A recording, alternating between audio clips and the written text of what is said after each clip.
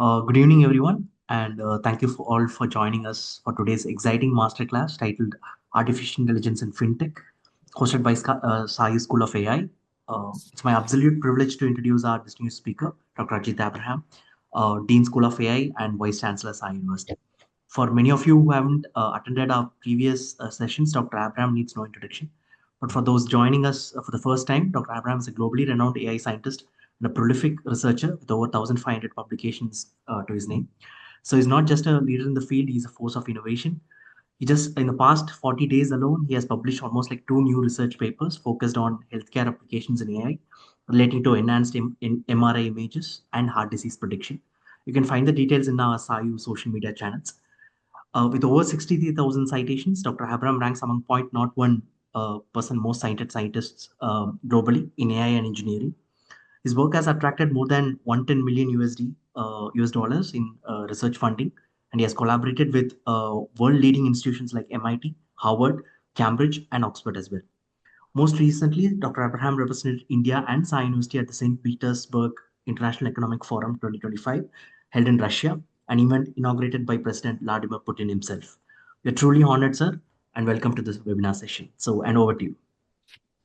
Thank you. Thank you so much, Nilay, for that wonderful introduction. Good evening to all of you. Greetings from Sai University, Chennai.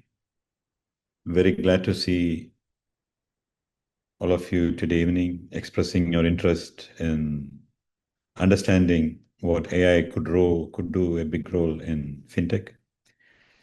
Some of you might wonder, these two fields seems very distinct and probably pretty far away. How can these two fields could be linked? So my major goal today is to illustrate the growing impact of artificial intelligence in fintech. So fintech, or financial technology, is mostly aimed to automate, innovate traditional financial processes for both consumers and for businesses. And the idea is to make financial services faster, smarter, and more accessible. And recently, we are experiencing all these things in real life. There are several applications for banking, online payments, investment platforms. And AI is all about automation, just like how a human would do things. AI is more like a software or a combination of hardware and software trying to mimic humans, the way we do things for solving complex tasks, analyzing complex data, and making decisions at a fraction of time. So the idea is making machines do the way humans do.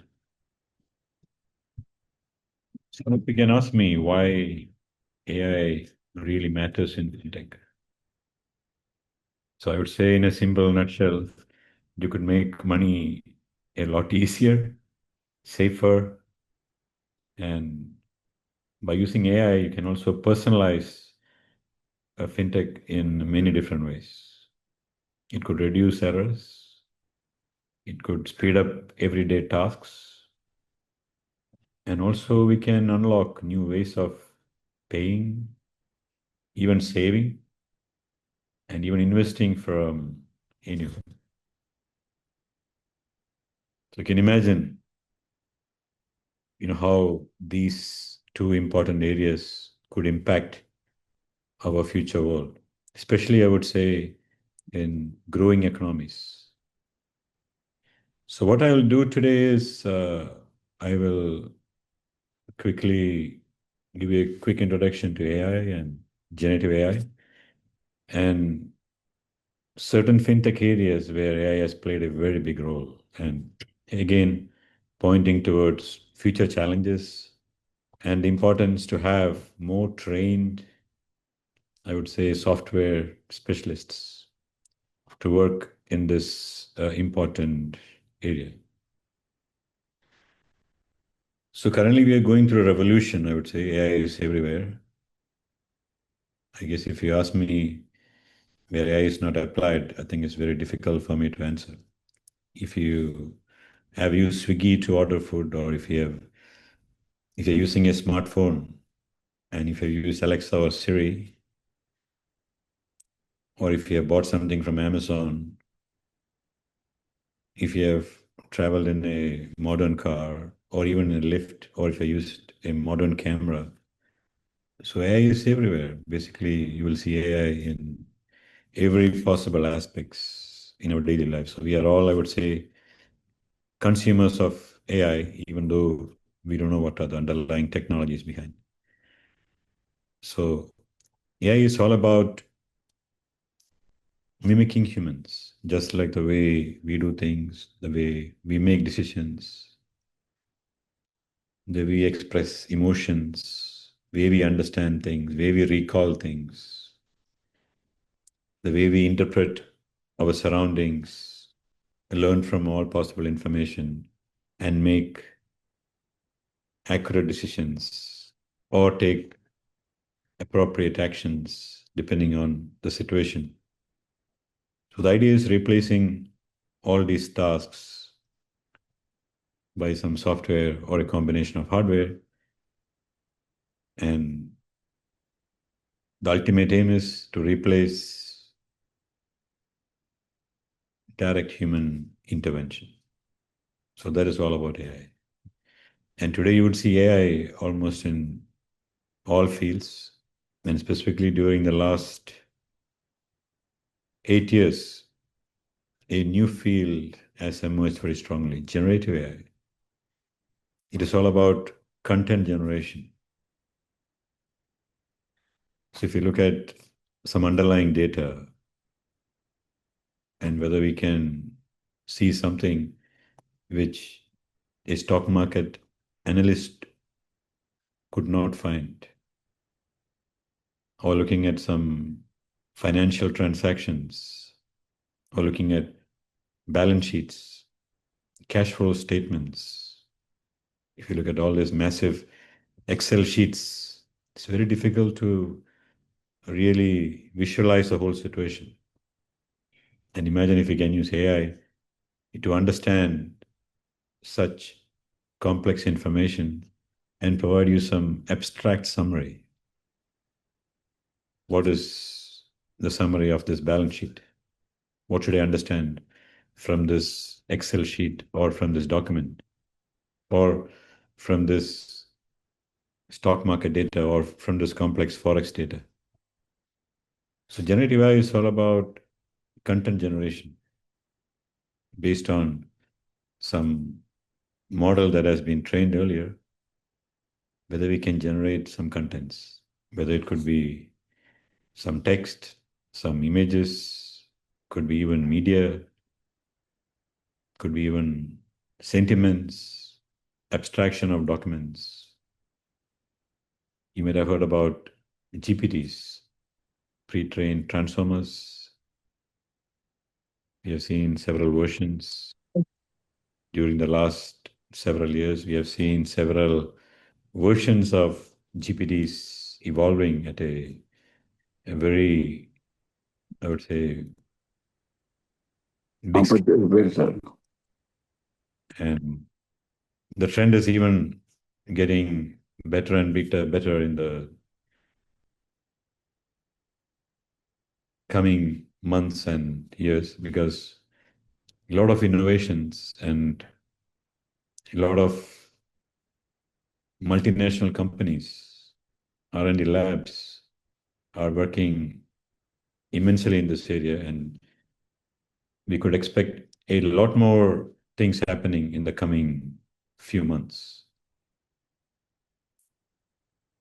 And we are seeing a lot of changes in the world, the way AI is impacting from transportation We have seen how drones are even doing war fighting, not just looking at weather or looking at agricultural fields or monitoring some events.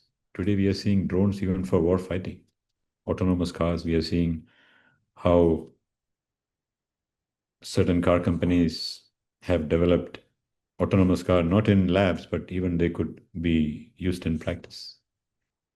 We are seeing robots working with human beings in production lines. We have seen predictive diagnostics in healthcare field. We are seeing various AI apps to enhance learning experiences, looking at the learning patterns. You can see a totally different lesson plan, customized depending upon the student learning outcome. So even AI is impacting education.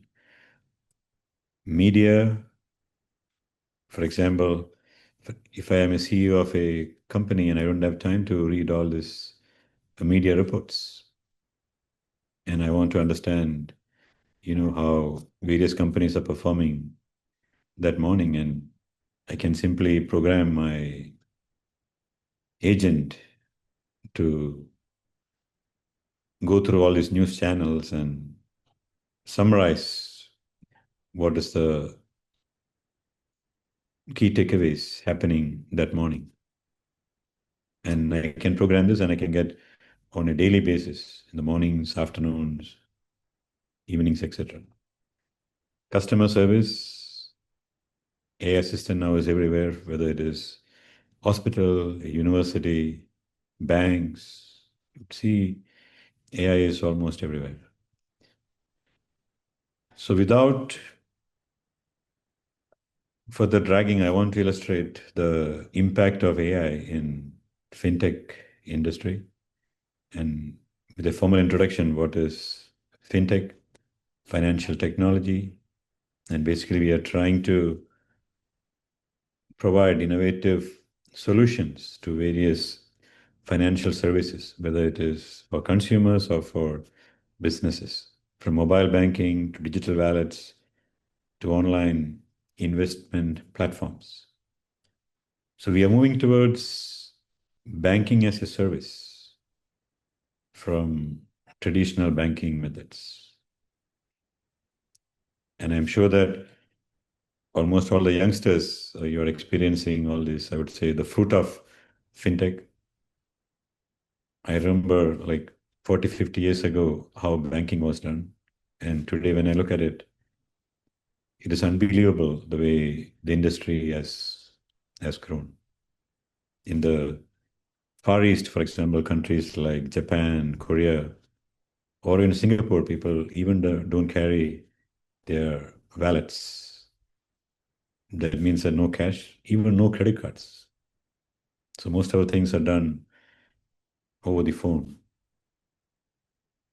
The same things happens in several countries in the Western world. And we are seeing a huge leap, especially in the last few years. And why AI matters in heavy industries like finance. So finance, to summarize it, is all about numbers and patterns. So basically you have a lot of numbers. So if you look at a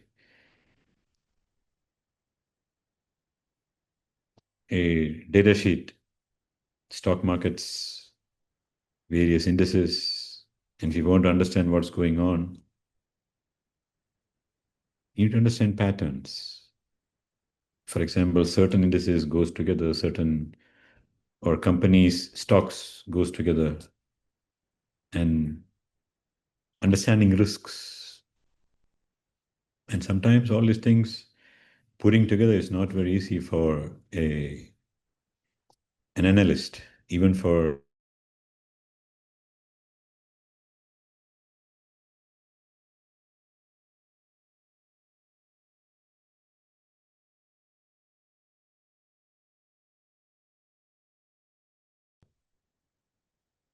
whether it is some credit card transactions. So it is all about automation, how well we could automate and understand the underlying data. So together they bring speed, personalization, and intelligence. So that is the whole idea of having AI in the fintech industry. And this is expected to grow from $12 billion in 2023 to approximately 62 billion. So you can imagine 5 times the volume by 2032. So in 10 years, we are seeing the growth about 5 times from 12 billion to 62 billion. And very soon you will see how AI is influencing every aspect of the financial industry, either from strengthening security or managing risks to personalizing experiences and automating various operations. And specifically in the Indian banking sector, fintech has been doing wonders.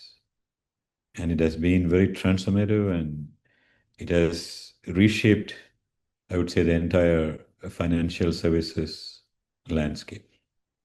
And I guess a lot of countries could also learn from the way how India has progressed in the fintech market.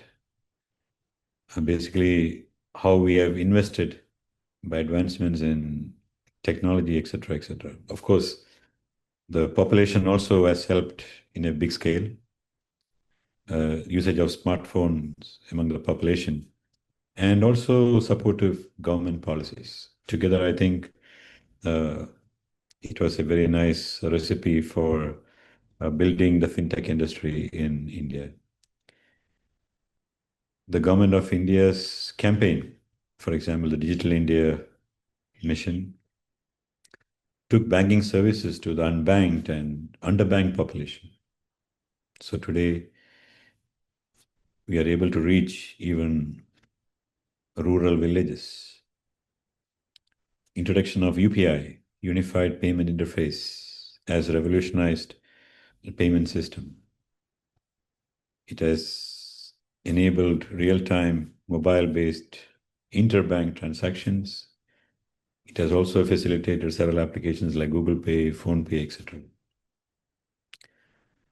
Platforms like Lending Cart, Capital Float, etc. has emerged, offering quick unsecured loans to MSMEs and helping those industries to scale up faster. Even peer-to-peer lending platforms like Fairsend and Lendbox also emerged in this league. So the fintech industry is continuing to grow in a very big way. Neobanking, providing a fully digital banking experience where probably for account opening or for services, you might not even have to visit a bank. So everything is done online. Various digital lending platforms using AI and big data. We could use various checkings to assess credit worthiness through various indirect data sources to understand the risk patterns and making lending more accessible to consumers and small businesses. Also, partnerships with various banks. So, API banking, for instance, is a very big cornerstone for such collaborations. And banks are also working with fintechs to offer enhanced customer services through mobile apps and digital platforms. Also into wealth management, for example, companies like Siroda, Policy Bazaar offers simplified investment and insurance solutions, which could be used by masses. BNPL, the buy now, pay later model, companies like LazyPay, Money, also became a key feature in Indian fintech ecosystem, offering short-term credits for e-commerce purchases.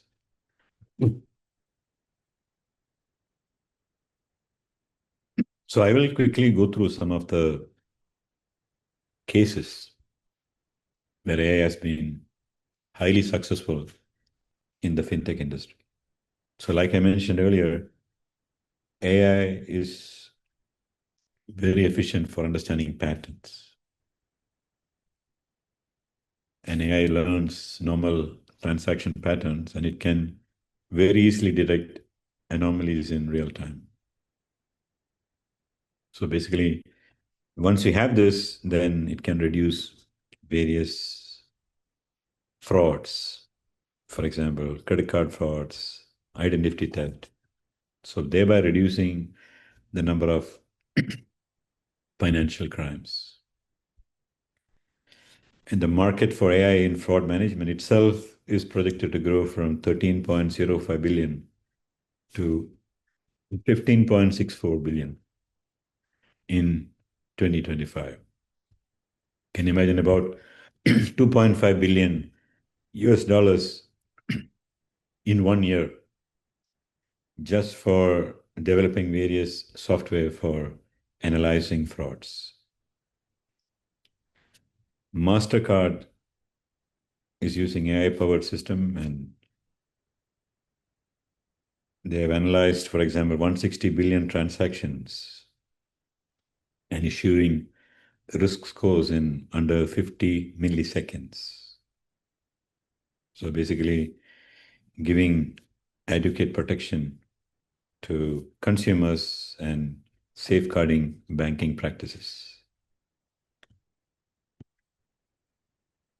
Credit scoring and loan approval is very common, and traditional methods are very slow and biased, especially growing economies like, for example, like India, mass population, and getting the required services, visiting a branch, filling an application, probably an online interview or a real interview, and then getting back and asking for more documents, going back and forth. It could go into days, weeks, and which are slow and also sometimes it's biased, looking at a person's profile. But AI uses alternative data. For example, your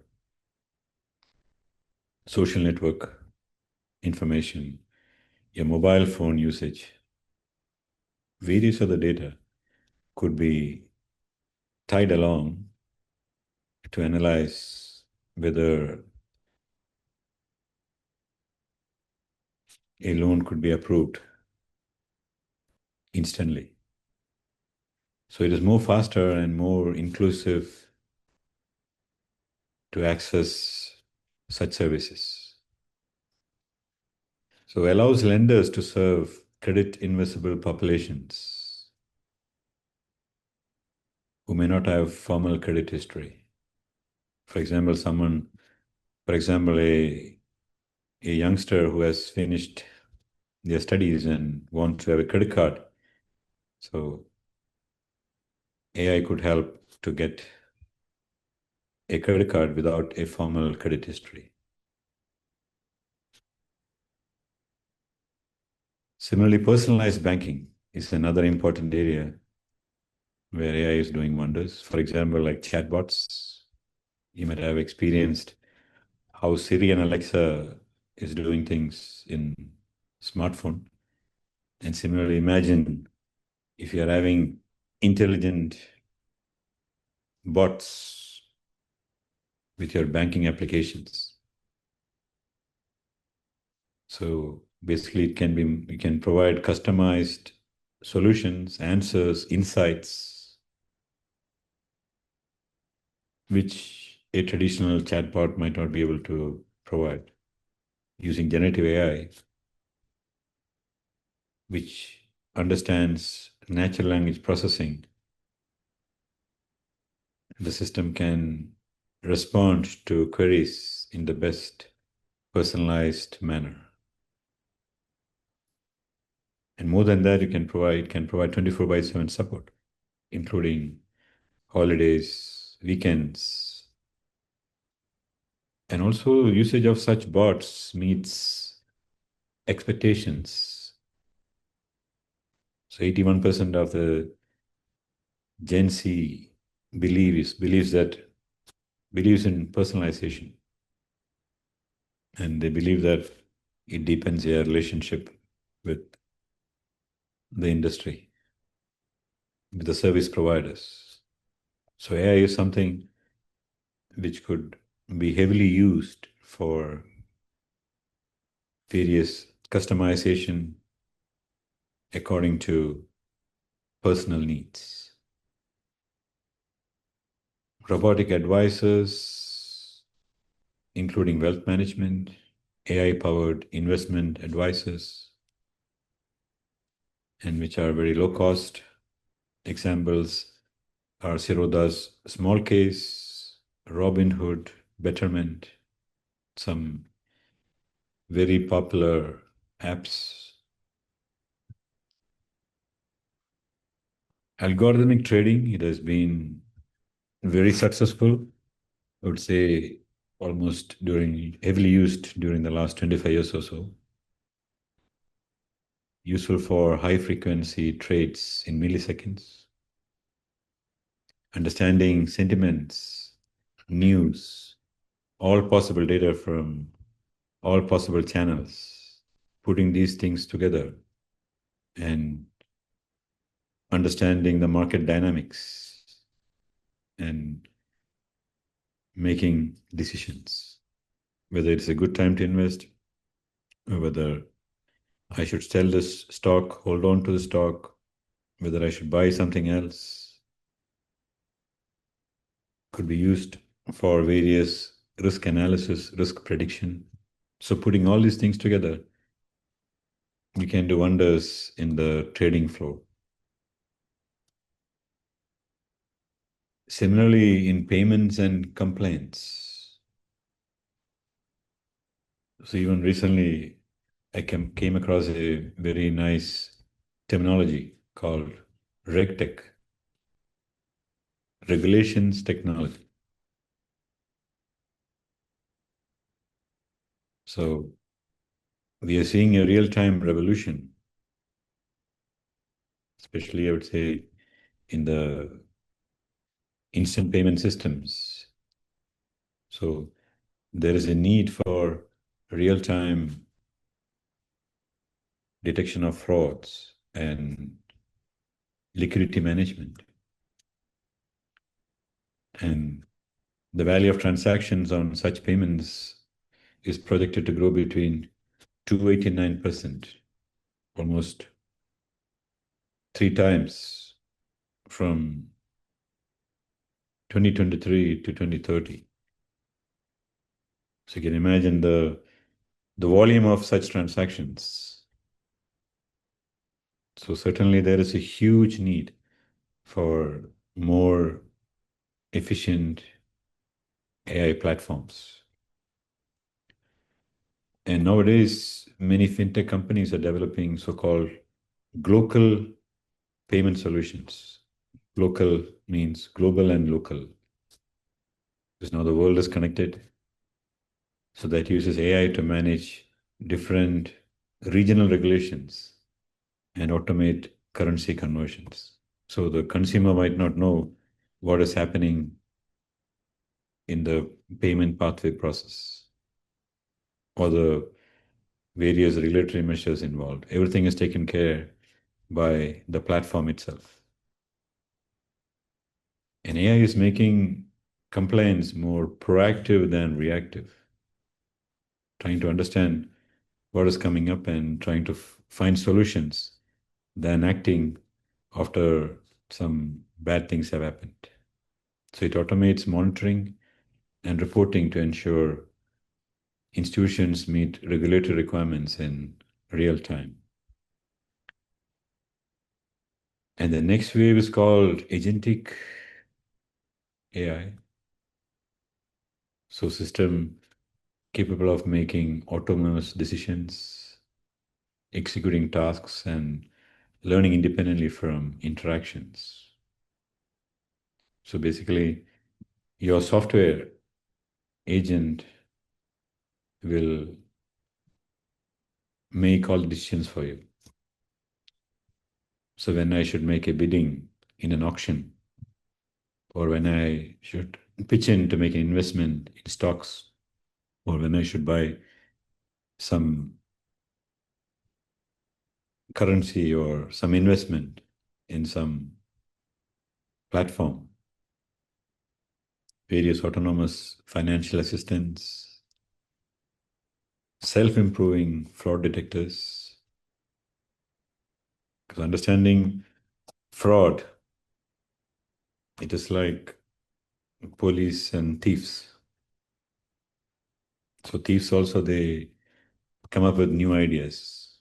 So if you build a fence, they will find some other way to climb that fence and come inside the building. And next day you build a new wall, again they will. So unless we have software that can learn and improve, we cannot defend against such incidents. So AI is a solution to have self-improving detectors or analyzers. So by 2025, it is predicted that 25% of the companies using generative AI will begin piloting agentic AI systems. That means by end of this year, it is believed that 25% of the companies would use agentic AI systems. You can imagine how AI is being used in the fintech industry. And India is the fastest growing fintech market in the world, UPI, and the government's Jan Dhan drive inclusion, which means that every citizen should be able to access all financial needs, regardless of whether he or she is living in the urban area or rural area, and various AI startups, especially during the last 10 years, like Razorpay, Cashy, Paytm, these are all now household brands, very popular and heavily used. There are also various challenges and risks. So I was talking about the positive impact of AI in fintech industry. At the same time, there are a lot of challenges from an AI perspective to develop certain things, data privacy and security. So most of the AI models are based on training data and also on the model we use. So the data is bad, then the training model will be trained in a biased manner. You might not get the desired results. A model that is built based on people in South India might not work well if you use the same trained model for people, for example, from East India, like Mizoram and Nagaland. I'm just giving an example. Similarly, explainability is another big issue. For many models, software models, AI models, we get the solution, but many times we don't know why you're getting the solution. For example, I'm submitting my data for getting a bank loan and I was denied. And imagine if you're not told the reason why my application was denied. So there are AI models which are more like black box. But again, there are also models which are more transparent, and you can also get the reasons.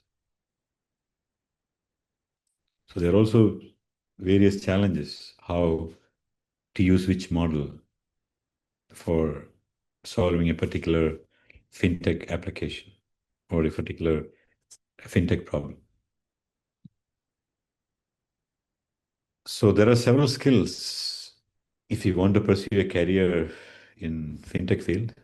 I would say technically, if you want to develop a software for some banking sector or for some fintech industry, I would say you should be good in Python, machine learning algorithms, some databases. Businesses, you should understand finance, of course, risk management, various tools, for example, TensorFlow, Scikit-learn, Tableau, and also the mindset. First of all, ethics, understanding what are the limitations, what are the regulatory issues, what are the ethical measures one should play. At the same time, be innovative, finding better solutions to solve a particular problem. So there are various challenges from whether it is technical, business, tools, mindset. Real world impact, increased loan access, safer, faster banking, democratized investing. AI can increase or reduce inequality depending upon how or which model we would use and what industry it is used for. Several challenges, like I mentioned, algorithmic bias, data privacy, regulatory lags. Many times, policymakers are slow. Technology is growing very fast. And I would say one of the main challenge facing, I would say, many countries around the globe is talent. So technology, I think we can always develop, but if you don't have enough talent, trained AI engineers, trained financial specialists, definitely we'll not be able to utilize this potential in a very big scale. And the future looks more interesting. Fintech services like payments, lending, or insurance are embedded within non-finance platforms, such as e-commerce apps or travel apps, offering seamless financial solutions. So many times we do a transaction just with a click of a mouse. And blockchain and digital currency. I don't have the time to go into details of this, could be another lecture in the coming months. The impact of blockchain also help us to have decentralized financial services, ensuring security, safety, etc., allowing cross-border payments and digital currencies,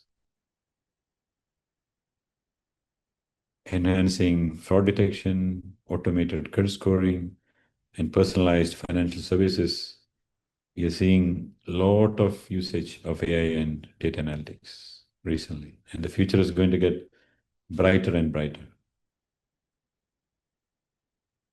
And fintechs, we are seeing coming up with a lot of innovative applications, products, especially in developing countries like in India, for rural areas, financing farmers, MSMEs, helping the bridge between formal banking and underserved communities. And the future is getting more and more interesting. So at Sai University, we are offering BTech AI program with a specialization in fintech. So on the right side of the screen, you will see we have a specialization in fintech where a student has to take 24 credits in various courses, giving hands-on experience, understanding various financial services, markets. So it all starts from semester 3 in year 2. You will see specialization course 1 and 2 in year 2, and in year 3, you take in semester 5, you take another 2 courses, and semester 6, you take another 2 courses, total 6 courses during the BTech program in artificial intelligence. So what you get to learn in this minor is the first 2 lectures are very introductory. We'll take you across basic financial services, including insurance and financial technology. Then another course on privacy, ethics, and regulations of AI. Then cybersecurity and frauds, fintech and payments, AI and machine learning for finance, business processes in re-engineering and automation. So these are the 6 courses spread over 2 years, which the student will get to learn as a minor. And we believe that once you have these courses with some exposure to industry, some fintech industry, I am sure that the student will be geared to contributing to fintech industry, developing some software, providing innovative solutions to the fintech industry, etc. So with that, I will wind up my talk. So now open for questions. I suggest that if you can raise your hand and ask me questions, or if you can type on the chat box, I can go into the chat box and ask your question, answer your questions. Yes, I'm just reading the questions. Yes, my sister is pursuing now second CDS. Name is Srividya. I am Srividya's brother. Yes. Okay, when will we commence the classes? Okay. So we'll get a formal notification very soon from the university. Okay. So apparently we were planning to send this early this week, but there was some delay. So you'll get the notification in the coming couple of days.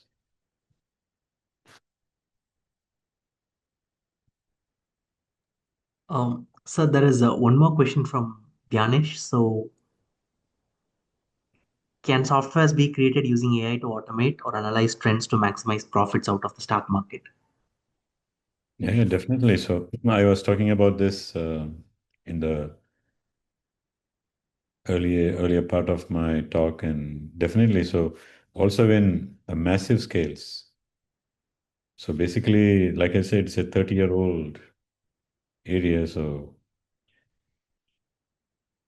software is heavily used in stock markets, forex markets for various predictions, analysis, and you might have also seen several online platforms nowadays, which also uses AI as a fabric to provide various informative, I would say, tips or even tools for the consumers to understand which stock I should invest when I should hold, when I should buy. So these are all, I would say, pretty much in the market since last 30 years. But recently, I would say the usage is a lot more, and and I guess the volume also has increased. Because I guess 30 years ago, probably the number of investors and the current number of investors, the numbers could be, like in several folds. So definitely there is a need for more better softwares, better solutions, better information, and being aware of, all these ongoing things. Because now the world is connected, unlike before. For example, if the president of US tells something, then the stock will crash the next day. And the very same day, something will happen in Europe, and probably the next day, something will happen in India. I mean, in Asia.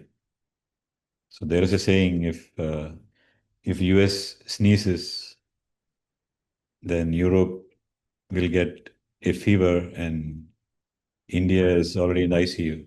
So, so stock market is like that. So even for humans, it is very difficult to predict how the entire market is linked. Even now, sometimes very difficult for us to understand how the stock markets are connected. So we need, of course, intelligent solutions, intelligent software to analyze and understand such complex things happening in the world. So next question, with agentic AI in the industry, how are humans going to sustain in the industry, irrespective of the domain they study or work for? Well, agentic systems are more, I would say, automating, I would say, human tasks. Like I said in the lecture, I don't have the time to look at all these newspapers and I want abstraction. What is going on, for example, in New Delhi and the current politics. And I don't have the time to read various papers and analyze in depth. So I can have a software and then my agent could read all these newspapers and abstract and then summarize. Times of India is like this. Hindustan Times is like this. Indian Express is like this. And then, I can get information like that in a quick way. So definitely it will help to minimize load on us, but definitely it's not going to replace the way we are doing things.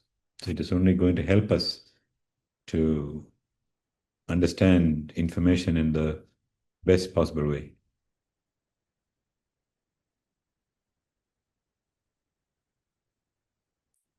So, Shaurya, good evening, sir. I am Shaurya Singh Kalchuri. I have enrolled myself in BTech AI. My question is that which AI trend in fintech do you think is overhyped right now?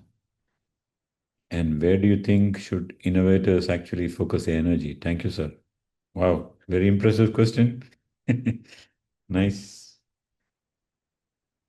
Well, it is very difficult to say, which trends would sustain or which trends would disappear. Because from what I see during the last 25, 30 years, certain things are still going on strong. Like, for example, the stock markets, forex markets, investments, predictions, all these things, AI has been very successful. And sometimes AI is a lot better than, I would say, experienced market players, a stock investor or a investor banker. I mean, depending upon which fintech industry he or she's from. So AI has been used very heavily in fintech industry since 30 years or so. And it will only continue to have more impact because, like I said, now the world is more connected. And consumers have a lot more options. For example,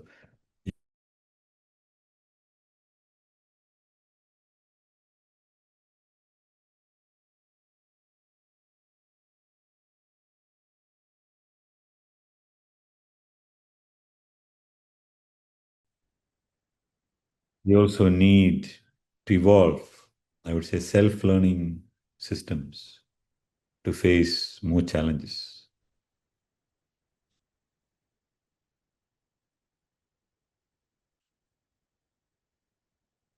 Thank you. So again, somebody's asking for classes. So basically, like I said, you will get a notification from the university officially in the next couple of days. So what's the future of cybersecurity? Will AI be there too? Of course, cybersecurity is something which I was mentioning earlier is something going to be very hot always. Security is something which we don't have proper solutions. So if you know the enemy, for example, if you know the enemy, then you can build proper solutions. But many a times we know the enemy only when we see something has happened. So likewise in cyber world, only when something bad has happened, we often come to know that someone has hacked, someone has violated privacy, etc., etc. So unless we keep building efficient systems to understand patterns, anomalies, behavior, etc., etc., we can build efficient solutions. For example, you build a new house and you build a huge wall and probably nice gate, probably with the biggest padlock. And imagine if an elephant is coming inside. What is the meaning in having such a big wall and such a big gate? Elephant will just walk in, right? So that is happening in cybersecurity. So on one side, we are building nice platforms. On the other side, we are also seeing a lot of challenges. The bad guys are also very good in discovering innovative ways to hack privacy, etc. So definitely, cybersecurity is going to be a very hot area, and AI is going to be a major player in understanding, I would say, patterns, etc., so that we can detect such things in real time. Sir, a student starting out in AI, what specifications or type of laptop would you recommend to handle machine learning or deep learning workloads efficiently? I'm a bit confused about choosing one. Okay, Shaurya, so I would suggest it is good to have a lot of RAM, storage space, and if possible, you can have a GPU, small GPU processing capability within your laptop so that you can use it for, I would say, 5+ years, not only in Sai University, but after graduation, you can also use that laptop further. Because as we move further, I would say that we will handle a lot of data. Plus, nowadays, most of I would say, the platforms, they don't look at the efficiency of these algorithms because nobody's bothering about the constraints from hardware, constraints about memory. So it's assumed that everything is available. And what I see is there is also a need to work in that direction as well, to minimize consumption, to minimize efficient data structures, algorithms, so that the platforms and software will run more efficiently. That is a challenge for people like you who will be studying AI to develop novel algorithms, methods, so that you can actually you can actually run your app on a mobile phone than on a laptop or on some clusters.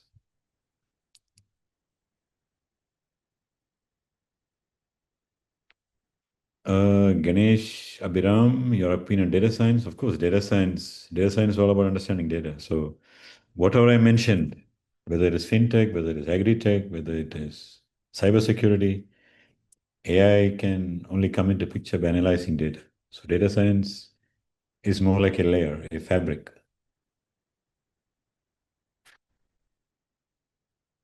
Akulapalli Jaram. So, sir, I try to integrate some AI tools into my e-commerce business, but I found it lacks personalization for customers when I try to use existing data from my meta ads. Google Analytics, it seems good. Where can I get data to further refine my models? Well, it's often a problem in developing solutions if you don't have the right data. So the model success performance entirely depend upon the quality of the data. And like I said earlier, if you want to build an app and if you use some data, for example, app is to be run in some other part of the world, and if you use based on data in some other part of the world, then you might see that it might not work very well. So the data is very important. You should find some effort. You should put some efforts to find the the right data. I would say the quality aspects are very important if you want to build a nice model. And if you want to, if you don't have enough data, then you need to find data from open sources, probably. I don't know which particular e-commerce business you do. Probably you should look at some of the data and try to find whether you can use something similar. But again, many businesses doesn't provide such data in public, so it is very difficult to get, I would say, authentic data which is of good quality. Sir, can I know the role of cybersecurity in future as if we choose it as a major in my undergraduation? Like I said, like I mentioned earlier, cybersecurity will be always there. So it's like society, like police is there, then thieves are also there. So, so as long as bad guys are there, we need cybersecurity. So cybersecurity will be there always. There is no doubt about it. So what can I know before choosing cloud computing as a specialization? Well, cloud computing is a very interesting area. Specifically, you could use it for high performance computing. Nowadays, the trend is now to have like a cluster or like a heavy machine until there is a specific need, a specific application that needs such high performance computational need. So the modern trend is to use cloud computing, and the future is also going to go in that direction because that is more cost effective, efficient, can access from anywhere, anytime. So cloud computing again is a very nice area to have a specialization. Can I know the role of cybersecurity in future as if to choose as a major in my undergraduation? Yeah, like I said, definitely it will be a very interesting area. Can you take cybersecurity as a minor? Yes, actually, in the coming years. So in School of AI, I just showed 6 different areas from fintech, agri-tech, healthcare, etc., etc. But in the future, we will add more minors depending upon the demand from the students. If you take psychology as my minor course with AI as a major course, do I have any plus points? Yes. So we also have a minor in digital psychology. So if you look at the screen, I'm just putting that screen. See, if you look at the screen, you will see number 6. We have a specialization on digital psychology. So basically, we will talk about various aspects, how AI could be integrated with psychology discipline, or how an AI trained engineer could assist the profession at large.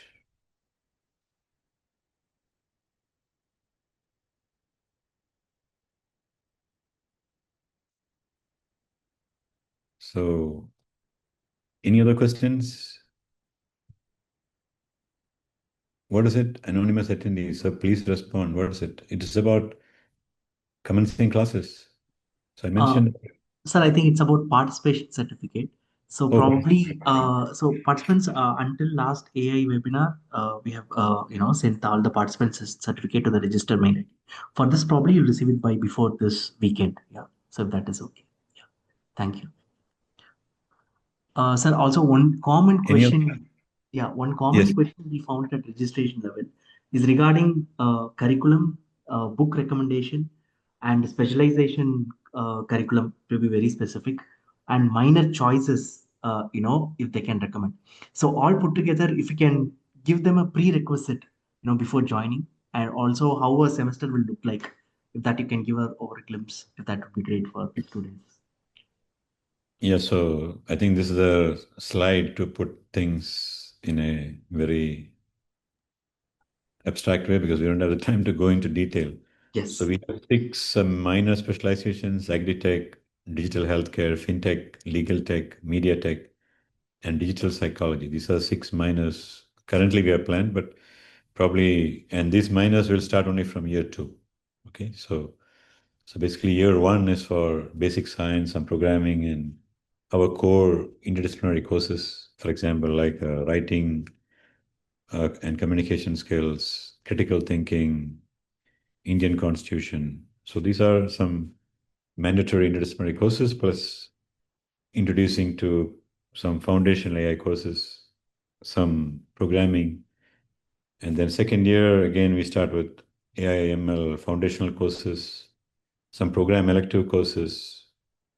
So where we will get to choose uh, depending on your taste. So we have about, I would say, about 20 different, 25 elective courses where you can select according to, like the semester. So semester four, you can choose one elective course. Semester five, you can choose three elective courses. Semester six, you can take two elective courses. So total, you can take six elective courses, and you can take one minor. For example, if you want to do in psychology, whether you want to do in fintech, whether you want to do in agri-tech. So these are all AI specific minors. Okay. So that is from the AI school. So we will teach, I would say, foundational computer science, for example, data structures, algorithms. So all these things are foundational, but really focusing mostly on core AI ML foundational courses, plus building moving forward, for example, agentic systems, generative AI, large language models. So all these advanced topics, will appear in different semesters. Okay. So that is from the BTech AI curriculum aspect. And for taking any of these minors, you don't have to have any prerequisite. For example, if you want to study agri-tech, you don't have to have any prerequisite uh, to take this minor. For example, if you look at fintech, since today we talked about fintech. So fintech, the first two courses. So in semester three, you will get a course on Introduction to BFSI in Financial Technology, where you'll get to study the foundations of finance, financial services, insurance, and various technologies. And in semester four, you'll get another lecture on privacy ethics, regulations of AI. And then moving forward in the third year, you will, I would say, go a bit deeper into how to use various AI methodologies in different aspects of financial technology. For example, whether it is cybersecurity, whether it is detecting fraud, whether it is for payment systems, whether it is for understanding, various patterns, whether it is for automation. So depending on that, the idea is, to train you to think out of the box so that you can come up with novel, innovative solutions to contribute to the fintech industry. And the same thing will be applicable, for example, in media tech. It will be very similar. You will get to learn about various media aspects in the first two courses, and moving forward, you will get to know about how various AI methodologies could be used in whether it is journalism, whether it is film production, whether it is content generation, depending on that. Similar as agri-tech. So basically, we will ensure that you will get the foundations of all these minors when you start these courses. So that is from the AI school. So you also have the option to, for example, you can ignore all these 6 minors and you can also take a minor from other schools. For example, if you're interested in economics, major in AI and a minor in economics. So you can do such things at Sai University because we encourage liberal education, and one of our USP is interdisciplinary education. So I guess sky is the limit, depending upon how we want to progress. And we also don't want you to take a decision about your minor right now. So in the first semester, if you're joining School of AI, you will have a course called Frontiers on Artificial Intelligence, where we will walk through all these minors, applications, modern innovations, future trends. And then if you can decide in semester 2 which direction you want to move, either one of the 6 minors or cybersecurity or economics or business, then the program, the minor program will start only in year 2. So you don't have to worry about deciding about minor right away.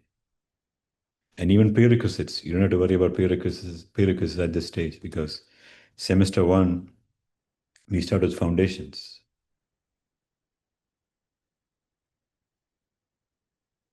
So I hope I was able to summarize the questions in a shortest form.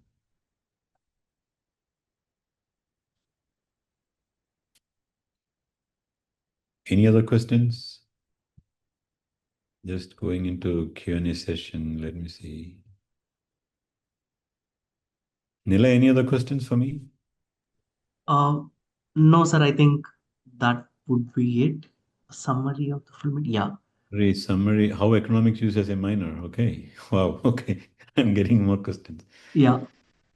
So economics is all about data, right? I mean, if you want to understand economics at a very micro level, you need to understand underlying data. So, and if you can use AI, it will be really wonderful. And data means I'm not talking about numerical data, could be also text, could be also understanding, various uh, media. The world is connected. It's impossible for anyone to understand what is going on in the world. If you want to design a new policy, unless you understand what is going around. Imagine if you have an AI platform which could help someone to understand what's going around, right? So AI could be used in any any discipline.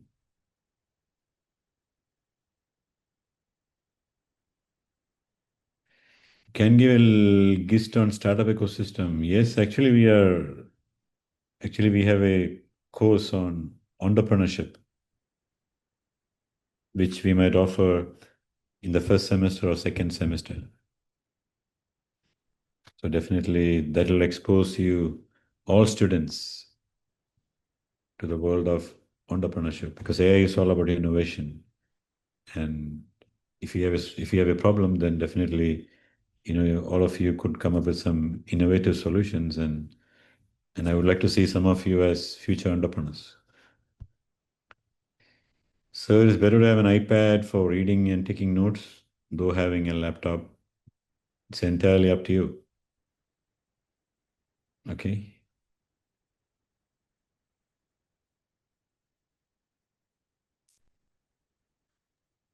Thank you, sir. Participants, final call for questions. If you have any more questions, you can put in the chat box. And also a quick announcement that Sai University School of AI, we're nearing end of admission cycle. So I think a few of the participants who have in the app initiated state or people who are skeptical, you can very well connect with the counselor, and they will in turn, if you have any specific questions or skeptical of applying or joining, probably you can connect with sir. Sir will answer you personally. And also, if any of your friends who have been interested or be interested in taking admissions at BTech AI, can very well refer or connect with our counselor. They can help you out. Yeah. So that is one more question. Yeah, I also want to mention and let you know we are also finishing our admission cycle probably in the coming few days. So please expedite if you want to uh, join us, and we'll also come in some sessions probably in the coming few days as well, some preparatory sessions as a warming up sessions before we start the real classes. So I would strongly recommend those who are really interested in AI, School of AI, or computer science with various other interests, taking AI as a minor, please submit your applications and get admitted as soon as possible, because we are closing down our admission cycle in the next few days.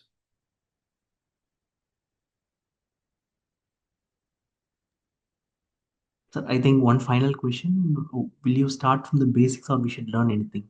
That is the Yes, definitely. So we will start from the foundations. So we don't expect that you have any background in AI or machine learning. So we will start from scratch. I think that's the end of the question, sir. So how many of Participant. you, let me ask one last question. So how many of you are looking for admissions in Sai University? Can you type one in the chat box or yes in the chat box, so that in at least we will know, like whether you need any further assistance, and we can connect with our counselors.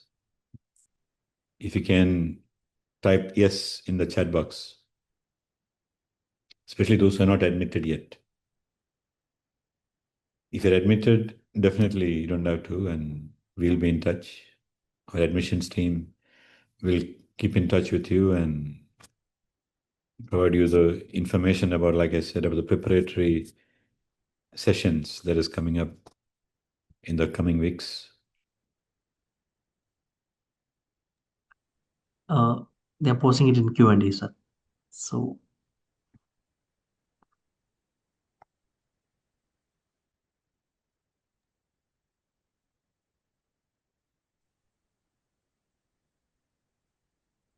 Fine, I guess that's it. Looks like. yeah, Akulapalli Jairam. I think Akulapalli, you have taken admission or you're yet to take admission?